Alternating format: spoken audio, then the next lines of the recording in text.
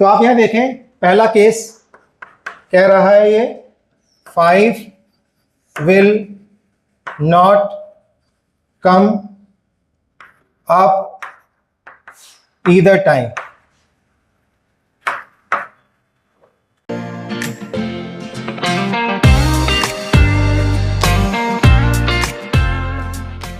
एक भी बार 5 ना आए।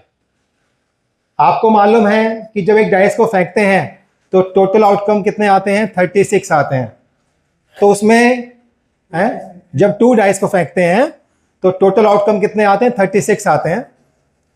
तो यहां पर आप देखें, इसमें पूछा गया कि 5 एक भी बार ना आए, तो हम वो केस निकालते हैं जिसमें 5 आता है। तो बेटा 1 5 नहीं लिखेंगे और हमारा आएगा 5 6। तो टोटल काउंट करते हैं, केस कितने होंगे बच्चों?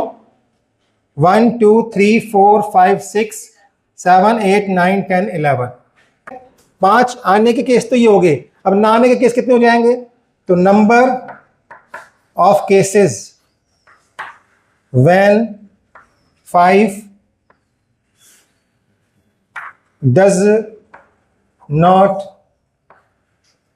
कम ईदर। एक भी बार ना आए। 36 में से 11 को माइनस कर दो बेटा, है ना? कितना आएगा? 25। तो यहां पर फेवरेबल आउटकम कितने हो गए हमारे? 25। तो हेयर फेवरेबल आउटकम्स हमारे हो गए 25। तो आपको मालूम है प्रोबेबिलिटी का formula, probability of any event is equal to number of favourable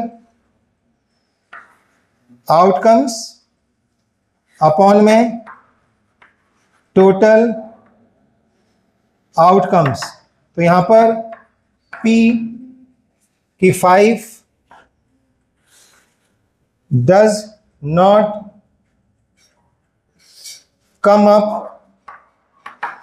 either time कितना होगा बच्चों? बताइए। फेवरेबल आउटकम कितने हैं? 25 और टोटल आउटकम कितने हैं हमारे? 36। तो का आंसर क्या आया? 25/36। यह समझ में आ गया? अब इसका सेकंड पार्ट है।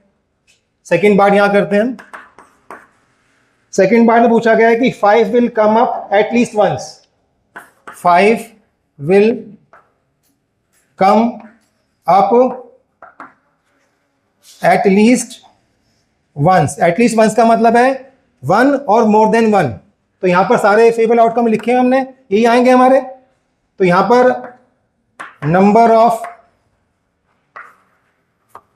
फेवरेबल आउटकम्स कितने हैं? जो ये आए थे, क्योंकि इन केस में आप देख रहे हैं 5 जो है कम से कम एक बार जरूर आ रहा है। तो कितना है हमारा? 11। ये तो 11 आ गया हमारा ये। तो प्रोबेबिलिटी क्या होगी? तो probability 5 will come up at least once, ये होगा बेटे 11/36 टोटल आउटकम। तो इस प्रकार से हमने ये आंसर निकाल लिया।